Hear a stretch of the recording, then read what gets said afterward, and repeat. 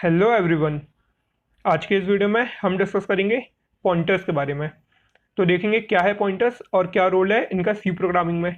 ठीक है, तो आज की वीडियो को आखिरी तक देखना क्योंकि बहुत सारी चीज़ें आप लोग को सीखने को मिलेंगी। और इस वीडियो में हम पॉइंटर्स को पूरा कंप्लीटली डिस्कस करेंगे, तो ये वीडियो थोड़ी सी लंबी भी होगी, तो इसको आखिरी तक देखना आप लोग। तो चलिए शुरू करते हैं। तो देखिए यहाँ पे पॉइंटर्स क्या करते हैं। पॉइंटर्स ऐसे वेरिएबल्स रहते हैं जो कि क्या करते हैं, दूसरे वेरिएबल्स का एड्रेस स्टोर करते हैं। ठीक है, ये क्या करते हैं, कोई भी दूसरे वेरिएबल का एड्रेस स्टोर करते हैं। तो देखो इसको एक एग्जांपल से समझते हैं। तो सपोज यहाँ पर मेरे पास ये मेरी मेमोरी लोकेशन है। ठीक है, ये मेरी मेन मेमोरी है। ठीक है, तो मेन मेमोरी को हम क्या बोलते हैं, मेन मेमोरी को हम बोलते हैं मेन मेमोरी को हम बोलते हैं रैम। ठीक है, ये हमारी रैम है। तो यहाँ पर क्या होगा कि जैसे कि सपोज यहाँ पर हम कोई भी इंटीजर टाइप का वेरिएबल स्टोर कर रहे हैं। ठीक है, तो मैंने यहाँ पर लिया int int a equals to 5। ठीक है, मैं ये स्टोर कर रहा हूँ हमारी मेन मेमोरी में। तो मेरी जो मेमोरी है कुछ इस तरीके से डिवाइडेड रहती है। ठीक है, यहाँ पर कुछ ब्लॉक्स में ये यहाँ पर इस तरीके से डिवाइडेड रहती है और हर एक ब्लॉक के कुछ ना कुछ मेमोरी एड्रेस रहता है। तो यहाँ पर सपोज ये जो मेमोरी एड्रेस है 200 से 2000 से स्टार्ट हो रहा है, तो इसके ऊपर का जो होगा वो होगा 2001, 2002, 2003 और ऐसे सो ऑन अप टू करते करते 4 5 6 7, तो 2007। ठीक है, तो ये 2007 तक जाएगा, 200 से स्टार्ट होके 2000 से स्टार्ट होके। तो यहाँ पर मेरे को क्या करना है, इंटीजर को स्टोर करना है। अब इंटीजर कितनी मेमोरी लेता है रैम की, इंटीजर जो है वो रहता है 4 बाइट का। ठीक है, 4 बाइट्स का रहता है इंटीजर। तो यहाँ पर सपोज मेरी जो लोकेशन स्टार्ट हो रही है 202 से स्टार्ट हो रही है, तो यहाँ पर 4 बाइट की जो मेमोरी लेगा। तो आप लोग सोच रहे होंगे कि 202 से कहाँ तक जाएगा ये, तो देखिए यहाँ पर 202, 203, 204 और 205। ठीक है, यहाँ पर मैं लिख देता हूँ, ये होगा 2004, 2005। ठीक है, 2005 तक ये जाएगा। तो ये इतनी जो मेमोरी लोकेशन है यहाँ पर, ये 4 बाइट की, ये मिलेगी हमारे इंटीजर वेरिएबल ए को। ठीक है, तो यहाँ पर ये स्टोर होगा ए इज इक्वल टू 5। इतनी पूरी अमाउंट ऑफ मेमोरी में ये पूरी मेमोरी यहाँ पर ए इक्वल टू 5 को मिलेगी, क्योंकि यहाँ पर कितने बाइट का है, 4 बाइट्स का। अगर हम यहाँ पे कैरेक्टर वेरिएबल स्टोर करते हैं तो वो कितने बाइट का रहता है, वो रहता है यहाँ पे 1 बाइट का। अगर मैं यहाँ पर इंटीजर ए की जगह कैर ए इक्वल्स टू 5 लिखता, ठीक है, यहाँ पे कैर ए इक्वल्स टू 5 नहीं, या फिर सपोज मैं अपने चैनल का नाम लिखता बीइंग इंजीनियर, तो यहाँ पर क्या होता है, ये जो बीइंग इंजीनियर है ये करते हैं यहाँ पे सिंपल 1 बाइट की मेमोरी लेता है। ठीक है, बेसिकली यहाँ पर क्योंकि कैर हम यूज कर रहे हैं, तो यहाँ पर क्या होगा कि जो कैरेक्टर वेरिएबल है ना उसका सिर्फ ए बस स्टोर होगा, सिर्फ स्टार्टिंग कैरेक्टर स्टोर होगा, बाकी पूरी स्ट्रिंग स्टोर नहीं होगी। ठीक है, वो क्यों नहीं होगी, उसका क्या होगा, ये हम सारी स्ट्रिंग की वीडियोस में डिस्कस करेंगे, तो उसकी टेंशन आप अभी बिल्कुल मत लेना। ठीक है, अभी आप लोग इतना बस समझिए कि क्या होता है, कैरेक्टर क्या रहता है, सिंपल एक वर्ड। यहाँ पर अगर मैं लेता हूँ ए, तो एक सिंपल एक वर्ड है, ये कैरेक्टर है। ठीक है, बी यहाँ पर ये एक कैरेक्टर है, लेकिन अगर मैं यहाँ पे सी एच लेता हूँ या एबीसी लेता हूँ तो ये कैरेक्टर नहीं, ये पूरी स्ट्रिंग बन जाती है। तो यहाँ पर क्या करना पड़ेगा मेरे को, ए को अगर सिंपल कैरेक्टर को स्टोर कराने तो ये लेगा 1 बाइट की मेमोरी, और यहाँ पर सपोज 202 में स्टोर हो रहा था, सिर्फ यहाँ पर मेरा ए कैरेक्टर जो है वो स्टोर हो जाता। लेकिन क्योंकि मैं यहाँ पे इंटीजर को स्टोर कर रहा हूँ तो ये लेगा 4 बाइट्स ऑफ मेमोरी। तो अब देखिए यहाँ पर सपोज यहाँ पर ये 4 बाइट्स ऑफ मेमोरी ले रहा है। ठीक है, तो आप लोग बोलेंगे कि यहाँ पर जो पॉइंटर है वो तो एड्रेस स्टोर करता है, अब वो इंटीजर का एड्रेस स्टोर करेगा तो वो किसका एड्रेस स्टोर करेगा। यहाँ पर 4 एड्रेसेस हैं, 202 है, 203 है, 204 है और 205 है, तो वो किसका एड्रेस स्टोर करेगा। तो देखिए आप लोग हमेशा याद रखिए क्या होता है कि यहाँ पर ये जो सबसे स्टार्टिंग एड्रेस जो रहता है, यहाँ पर मैंने क्या बोला, इंटीजर जो है वो इक्वल्स टू 5 है, मेरा ए जो वेरिएबल है ये इंटीजर है और इक्वल्स टू 5 है, और ये क्या कर रहा है, यहाँ पर 4 बाइट्स में मेमोरी ले रहा है। ठीक है, तो यहाँ पर 202 से इसको एलोकेट होना स्टार्ट हो रही है मेमोरी और जा रही है 205 तक। तो ये जो ये स्टार्टिंग एड्रेस रहता है ना 202, इसका स्टार्टिंग एड्रेस है, इसको हम बोलते हैं बेस एड्रेस। इसको हम क्या बोलते हैं, इसको हम बोलते हैं बेस एड्रेस। और जो भी बेस एड्रेस रहता है ना, पॉइंटर उसी एड्रेस को स्टोर करता है। तो यहाँ पर मैं लिख देता हूँ, तो यहाँ पर पॉइंटर क्या करता है, कोई भी जो मैं पे मेमोरी लोकेशन का एड्रेस स्टोर करता है वो बेस एड्रेस को स्टोर करता है। अगर मैं यहाँ पे फ्लोट लेता, मैं यहाँ पर एक और वेरिएबल ले लेता हूँ फ्लोट ए इक्वल टू 5.2। ठीक है, सॉरी यहाँ पर बी लेना पड़ेगा क्योंकि ए मैं पहले से ही ले चुका हूँ, तो मैं यहाँ पे बी वेरिएबल ले रहा हूँ फ्लोट 5.2। ठीक है, अब यहाँ पर क्या हो रहा है कि जो बी वेरिएबल है ये भी 4 बाइट की मेमोरी लेगा। तो सपोज मैं बोलता हूँ यहाँ पर 205 है, यहाँ पर 2006 से यहाँ पर मेमोरी एलोकेशन स्टार्ट हो रहा है, तो 206, 207, 208 और 209 तक इसका मेमोरी जाएगी। ठीक है, तो ये 4 ब्लॉक्स जो यहाँ पर फ्लोट जो बी मेरा वेरिएबल है वो लेगा। तो यहाँ पर ये 4 ब्लॉक्स जो है ना, इसका स्टार्टिंग एड्रेस है मेरा 206, तो पॉइंटर क्या करेगा, स्टोर 206 को स्टोर करेगा। ठीक है, तो पॉइंटर ऐसे वेरिएबल्स रहते हैं जो क्या करते हैं, एड्रेस स्टोर करते हैं किसी भी दूसरे वेरिएबल का। ठीक है, समझ में आप लोग को याद रखना, पॉइंटर ऐसे वेरिएबल्स रहते हैं जो क्या करते हैं, किसी भी दूसरे वेरिएबल का एड्रेस स्टोर करते हैं। तो अब देखते हैं कि ये कैसे एड्रेस स्टोर करते हैं दूसरे वेरिएबल्स का। तो यहाँ पर देखिए सिंटैक्स क्या रहता है, ठीक है, मैं यहाँ पे बताने वाला हूँ आप लोग को सिंटैक्स क्या रहता है पॉइंटर्स वेरिएबल को यहाँ पे डिफाइन करने का या डिक्लेयर करने का। तो यहाँ पर देखिए सपोज ये मेरा मेन जो फंक्शन है वो है, ठीक है, यहाँ पर ये मेरा मेन फंक्शन है, यहाँ पर मैंने कोई भी एक इंटीजर वेरिएबल डिफाइन किया है, इंटीजर ए, ठीक है, इक्वल्स टू मैं 5 ही ले लेता हूँ, ठीक है। अब मैं यहाँ पर पॉइंटर वेरिएबल भी डिफाइन करना चाहता हूँ, डिक्लेयर करना चाहता हूँ, तब क्योंकि देखिए यहाँ पे समझिए पॉइंटर क्या होता है, पॉइंटर क्या करता है, एड्रेस को स्टोर करता है।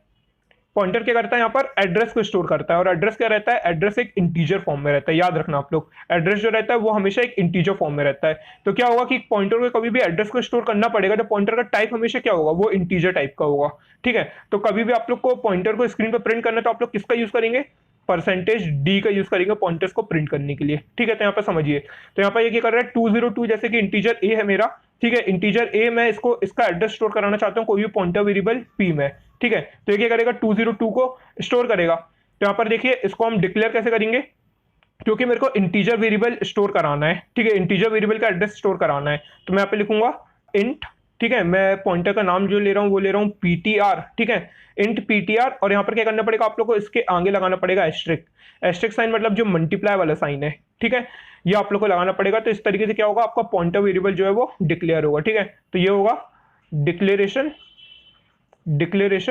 Of a pointer, declaration of a pointer variable, ठीक है, यहाँ पे declaration of a pointer variable. तो यहाँ पर क्या होगा, जो पॉइंटर वेरिएबल है कभी भी आप लोग को डिक्लेयर करना है, ठीक है, तो क्योंकि अगर आप लोग यहाँ पे इंटीजर टाइप का एड्रेस, इंटीजर वेरिएबल का एड्रेस स्टोर कर रहे हैं तो आप लोग को टाइप लिखना पड़ेगा इंटीजर, ठीक है, और यहाँ पर एस्ट्रिक साइन स्पेस दे करके और ptr, ठीक है। इसी को लिखने का एक और दूसरा तरीका है, वो क्या है, यहाँ पर आप लोग लिख सकते हैं इंट, और इंट के साथ आप लोग लगा सकते हैं एस्ट्रिक साइन और ptr वेरिएबल स्पेस देकर के अलग से लिख सकते हैं। तो आप लोग चाहे इस तरीके से लिखें चाहे इस तरीके से लिखें, जो आप लोग को कोड का जो रिजल्ट मिलेगा बिल्कुल सेम ही मिलेगा।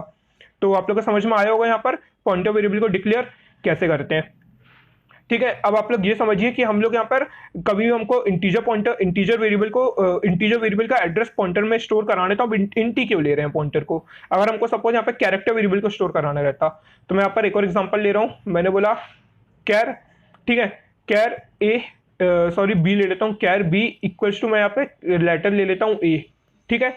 और अब मेरे को यहाँ पर कैरेक्टर वेरिएबल को यहाँ पर क्या कराना है, कैरेक्टर वेरिएबल जो बी है इसका एड्रेस स्टोर कराना है कोई दूसरे या सपोज इसी सेम पॉइंटर वेरिएबल में, ठीक है। मैं यहाँ पे ए का एड्रेस स्टोर नहीं करा रहा हूँ, मैं बी का एड्रेस स्टोर करा रहा हूँ। तो मैं क्या करूंगा char कैर, ठीक है, एस्ट्रिक ptr, आप लोग चाहे तो एस्ट्रिक यहाँ लगा दे, चाहे तो कैर के साथ लगा दें, ठीक है, फर्क नहीं पड़ता उससे, एस्ट्रिक ptr, और इस तरीके से आप लोग यहाँ पे ptr जो वेरिएबल है आपको पॉइंटर वेरिएबल इसको यहाँ पे डिक्लेयर करना पड़ेगा।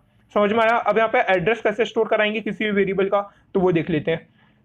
तो यहाँ पर मैं सबसे पहले नीचे का जो ब्रैकेट है इसको रिमूव कर देता हूँ, और कुछ चीजें यहाँ पे आप लोग को समझ में आए, दोनों बिल्कुल सेम ही है। तो मैं यहाँ पे एक चीज रिमूव कर रहा हूँ, ठीक है, लास्ट वाला जो लाइन है इसको रिमूव कर रहा हूँ। तो यहाँ पर देखिए जिसमें मेरे पास यहाँ पे जगह हो जाए, तो आप देखिए यहाँ पे अब मैं क्या कराना चाहता हूँ, जो मेरा वेरिएबल ए है इसका एड्रेस स्टोर कराना चाहता हूँ मैं किसमें, इस पॉइंटर वेरिएबल में ptr में। तो देखिए मैं इसको कैसे कराऊंगा, तो उसके लिए मैं क्या करूंगा, एड्रेस जो यहाँ पे एड्रेस ऑपरेटर है इसको हम बोलते हैं, क्या बोलते हैं, इसको हम बोलते हैं एड्रेस ऑफ ऑपरेटर, या और एड्रेस ऑफ ऑपरेटर, और हम इसको बोलते हैं, क्या बोलते हैं, m% ऑपरेटर, ठीक है, इसको हम क्या बोलते हैं, m% ऑपरेटर। तो आप लोग इसको लिख लीजिएगा, इसको हम क्या बोलते हैं, एड्रेस ऑफ ऑपरेटर या m% ऑपरेटर।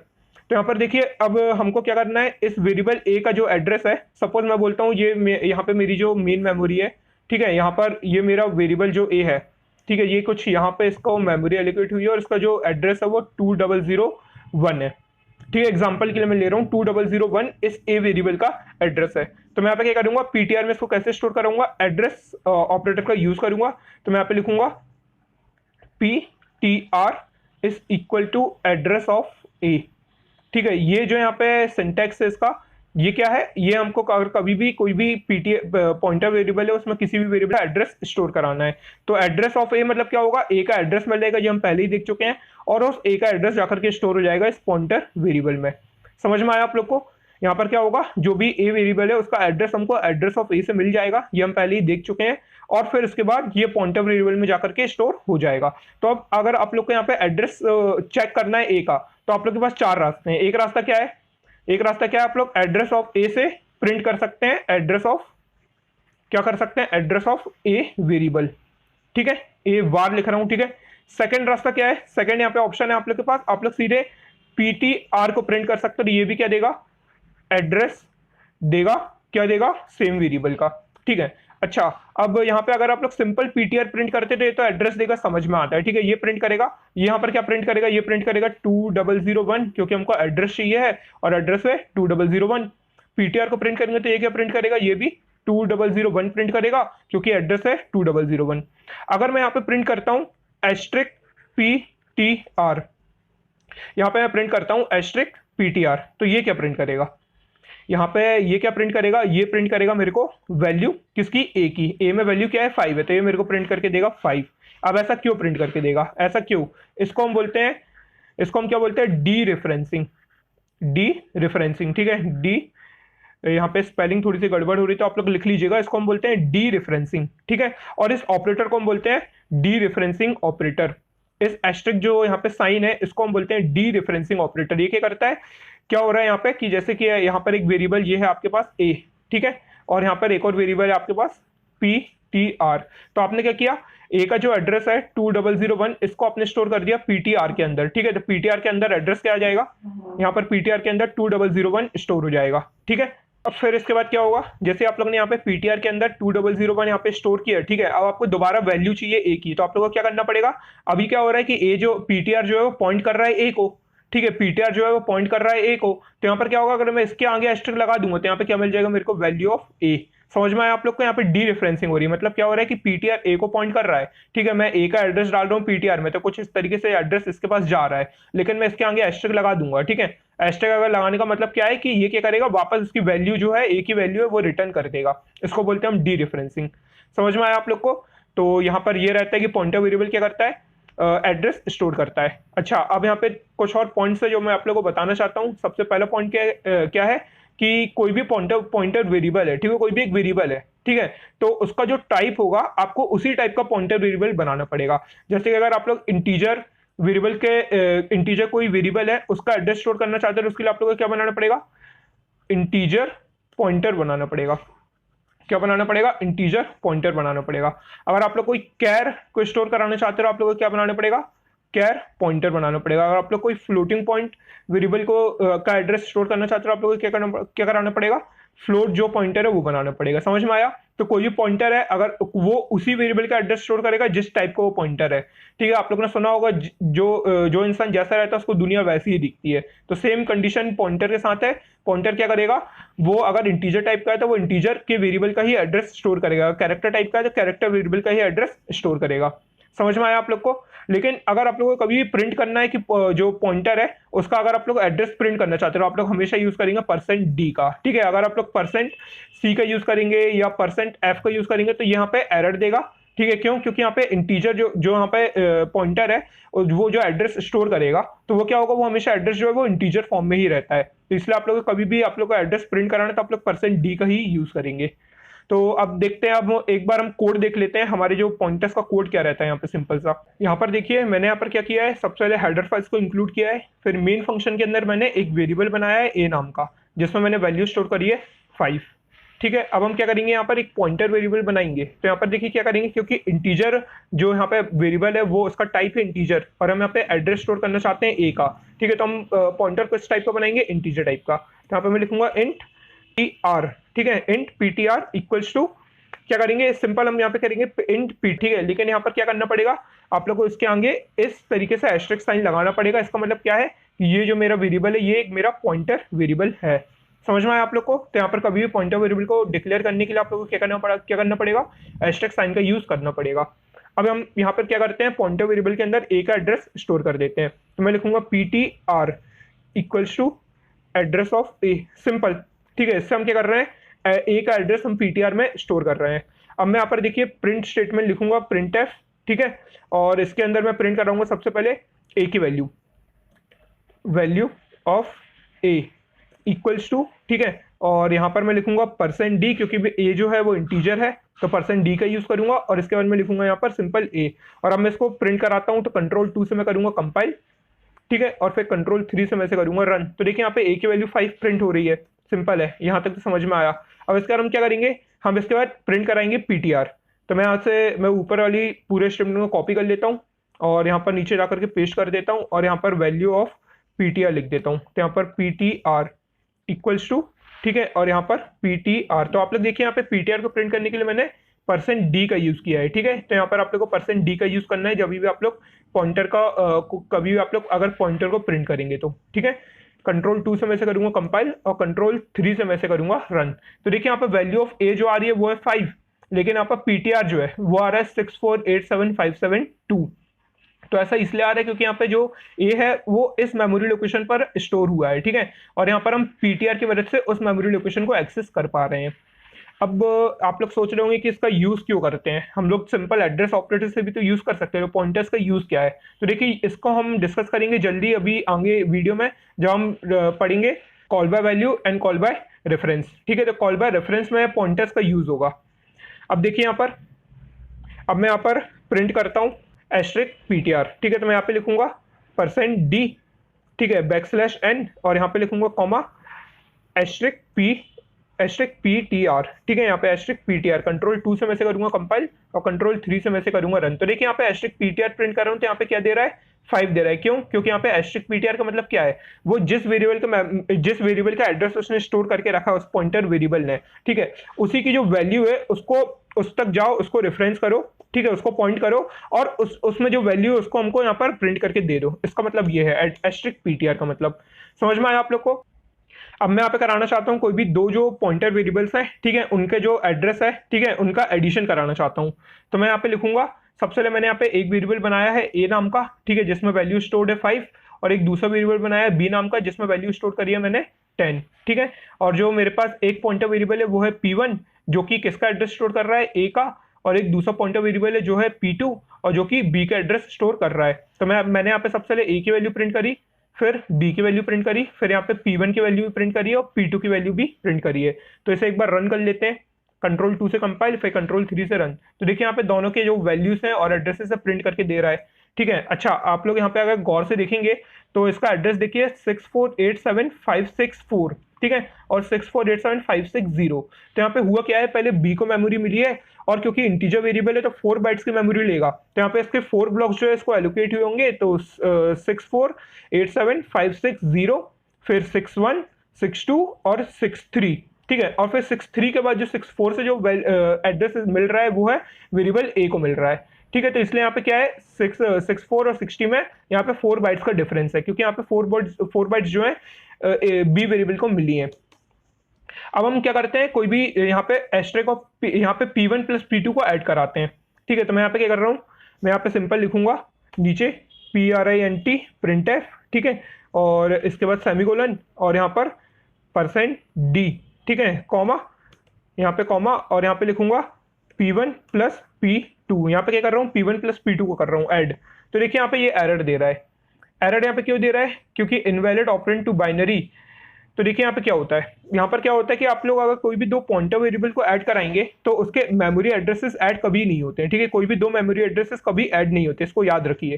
कभी भी कोई भी हम दो मेमोरी एड्रेसेस को ऐड नहीं करा सकते हैं। अगर मैं यहाँ पे P1 और P2 की जगह एड्रेस ऑफ ए कर दूं प्लस एड्रेस ऑफ बी कर दूं तो बात सेम ही हो गई है, अभी भी सेम एरर देगा मेरे को, क्योंकि हम पे कभी भी एड्रेसेस को ऐड नहीं कर सकते हैं, ठीक है। आप लोग एक चीज कर सकते हैं, यहाँ पर क्या कर सकते हैं, address of a plus address of b करने की जगह आप लोग सिंपल यहाँ पे कर सकते हैं A+1, ठीक है, एड्रेस ऑफ A+1। तो देखिए इसको प्रिंट करके देखते हैं। तो देखिए अब यहाँ पे कोई एरर नहीं है, और यहाँ पे जो A+1 जो मेरे को प्रिंट होके मिल रहा है वो है 6487568, 6487568। तो ऐसा क्यों मिल रहा है, क्योंकि ए की जो एड्रेस है वो तो है 6487564, तो 1 ऐड किया तो 565 होना चाहिए। यहाँ पे 8 क्यों प्रिंट कर रहा है लास्ट में।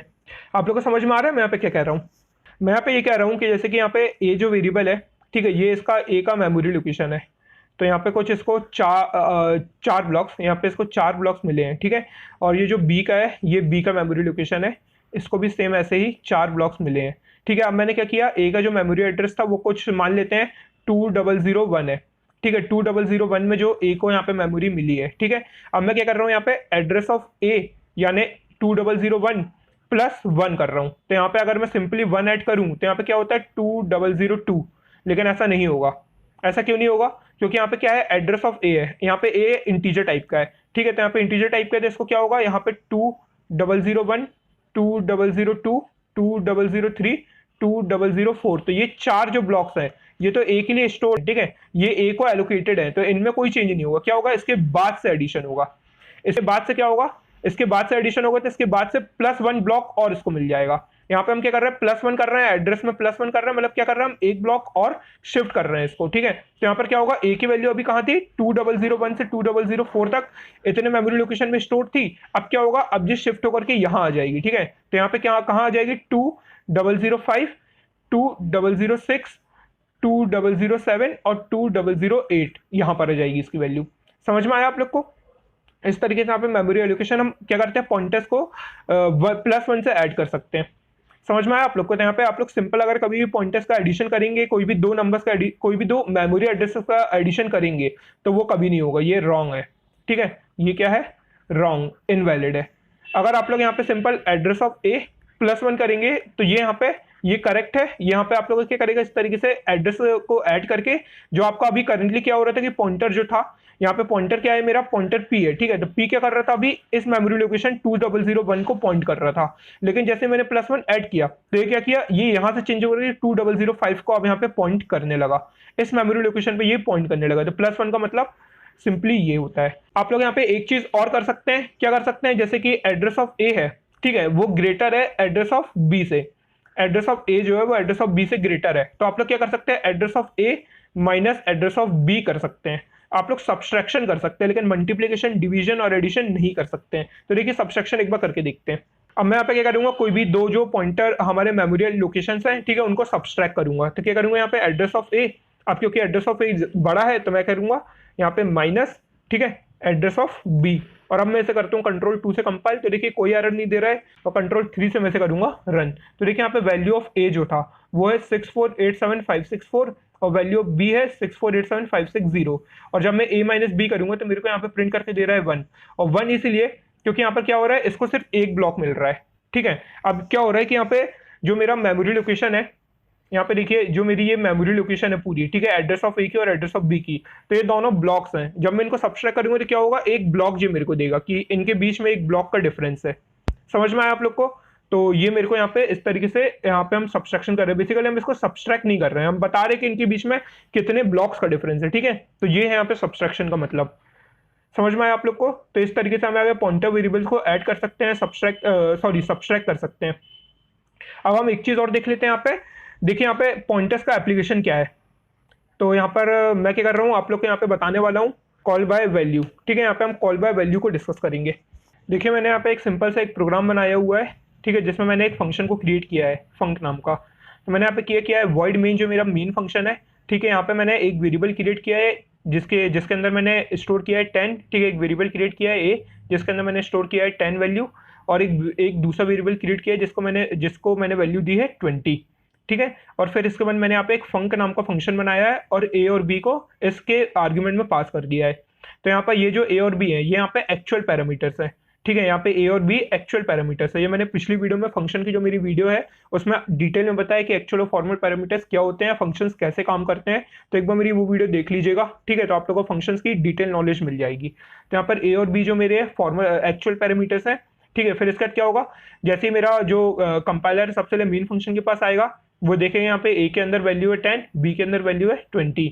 फिर इसके बाद देखेंगे फंक नाम को जो फंक्शन है उसके अंदर ए और बी को पास कर दिया है। तो वो क्या करेगा, जो यहाँ पे ए को मैंने यहाँ पे वैल्यू दी थी 10, तो वो जाकर के स्टोर हो जाएगी यहाँ पर एक्स में, और जो मैंने बी को वैल्यू दी थी 20 वो जाकर के स्टोर हो जाएगी वाई में, ठीक है। यहाँ पे फंक नाम का फंक्शन की मैं यहाँ पे डिफाइन कर रहा हूँ, तो ये फंक्शन डेफिनेशन।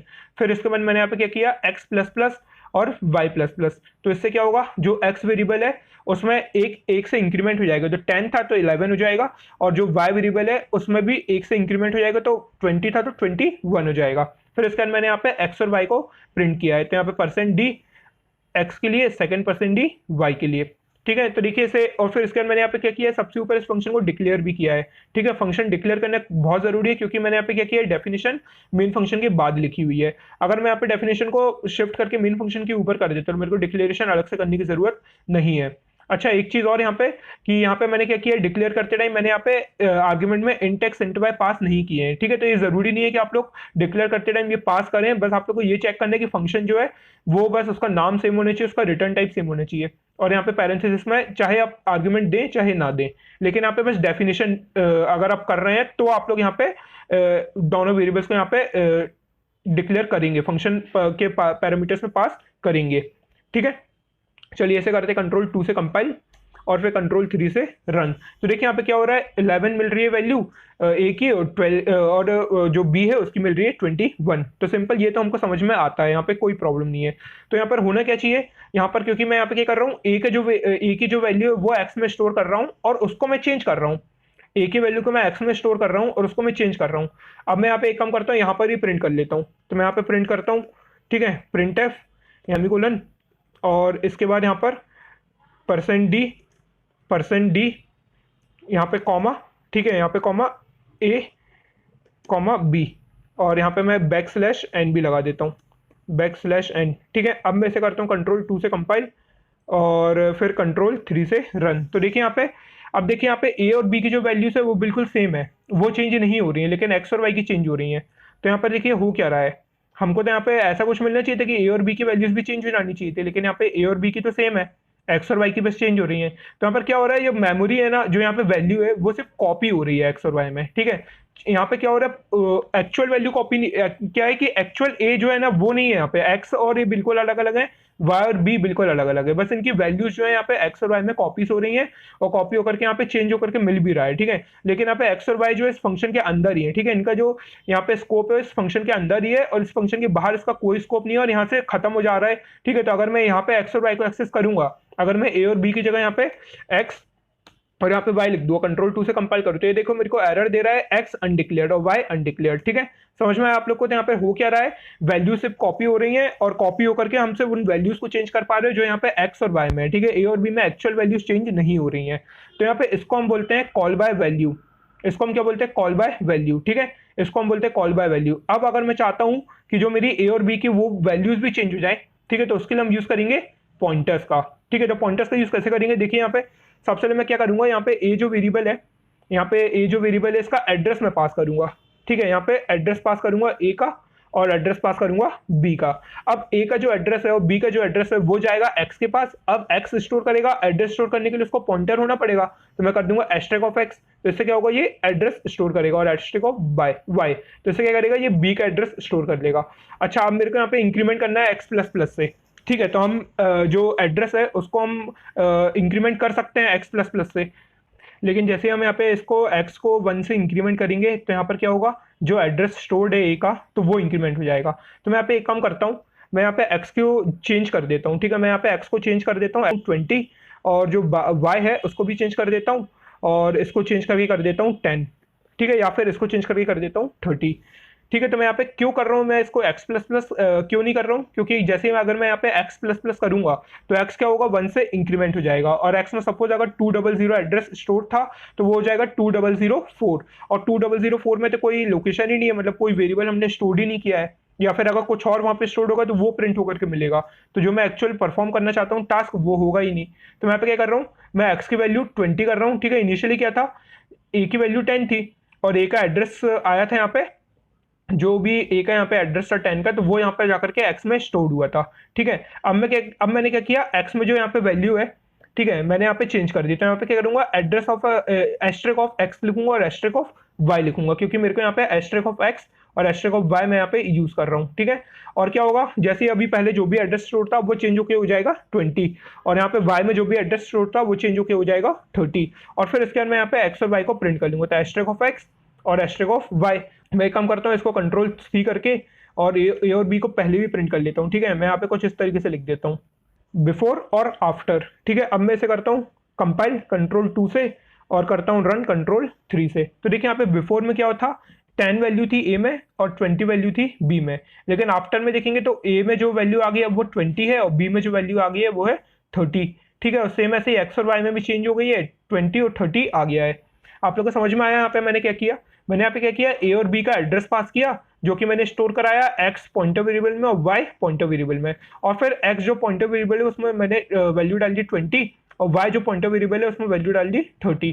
फिर इसके बाद प्रिंट एफ किया मैंने यहाँ पर पॉइंटर वेरिएबल x और पॉइंटर वेरिएबल y को प्रिंट किया, और फिर इसके बाद ये जो यहाँ पे वैल्यूज थी, ठीक है, ये यहाँ पे वापस चेंज हो जाएंगी यहाँ पे एड्रेस ऑफ x और एड्रेस ऑफ a और एड्रेस ऑफ b में। समझ में आया आप लोग को? यहाँ पे मैं क्या कर रहा हूँ, एड्रेस की मदद से इनकी वैल्यूज को चेंज कर रहा हूँ, इनको रेफर करके इनकी एक्चुअल वैल्यूज को यहाँ पे चेक कर रहा हूँ कितनी, और फिर उनको मैं चेंज कर रहा हूँ। समझ में आया? तो इसलिए यहाँ पे क्या होगा, ए और बी की एक्चुअल वैल्यूज चेंज हो जाएंगी, लेकिन जो पिछली कॉल बाय वैल्यू में था उसमें एक्चुअल वैल्यूज चेंज नहीं हो रही थी। तो इसको हम बोलते हैं, जो ये वाला है जिसमें हम पॉइंटर्स यूज कर रहे हैं, इसको हम बोलते हैं call by reference. Call by reference, समझ में आया आप लोग को? इसको हम बोलते हैं कॉल बाय रेफरेंस। तो समझ में आया आप लोग को call by value, call by reference में डिफरेंस क्या है? ठीक है, तो आज की वीडियो को यहीं पे खत्म करते हैं। और अगर आप लोग को पॉइंटर से रिलेटेड कोई भी डाउट हो, ठीक है, तो आप लोग कमेंट सेक्शन में मुझसे पूछ सकते हैं, नहीं तो आप लोग टेलीग्राम चैनल भी ज्वाइन कर सकते हैं। मैं डिस्क्रिप्शन में टेलीग्राम चैनल की लिंक दे दूंगा, ठीक है। और साथ ही साथ जितनी भी पीपीटी का जो भी यहाँ पे नोट्स थे वो सारे के सारे आप लोग को टेलीग्राम चैनल पे मिल जाएंगे। तो आप लोग जाकर के ज्वाइन करिए, डिस्क्रिप्शन में उसकी लिंक है, ठीक है, वहां से आप लोग टेलीग्राम चैनल को ज्वाइन कर सकते हैं। और साथ ही साथ आप लोग को वीडियो को भी लाइक कर दीजिए और चैनल को भी सब्सक्राइब कर दीजिए, जिससे क्या होगा कि अगली जो मैं और वीडियो सी के ऊपर या कोई दूसरी प्रोग्रामिंग लैंग्वेज के ऊपर लाऊंगा तो आप लोग को उसका अपडेट जल्दी मिल जाएगा।